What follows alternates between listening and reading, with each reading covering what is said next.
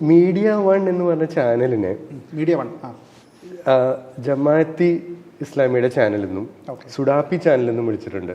Okay ഞാൻ വിളിച്ചിട്ടില്ല. ജമാഅത്തെ ഇസ്ലാമി എന്നൊരു പദം എൻ്റെ ഏതെങ്കിലും ഫേസ്ബുക്ക് പോസ്റ്റിൽ ഉണ്ടെന്ന് തന്നെ കണ്ടസ്റ്റ് ചെയ്യും ഞാൻ. അല്ല, ഫേസ്ബുക്കിലല്ല അത്. അത് താങ്കളുടെ ഫേസ്ബുക്ക് ലൈവില് ഓക്കെ പറഞ്ഞിട്ടുണ്ട്. അത് സുഡാപ്പി ചാനൽ എന്ന് ഞാൻ വിളിച്ചു. സുഡാപ്പി ചാനൽ എന്ന് തന്നെ പറഞ്ഞിട്ടുണ്ട്. എന്താണ് പറഞ്ഞിരിക്കുന്നതെന്ന് പറയും.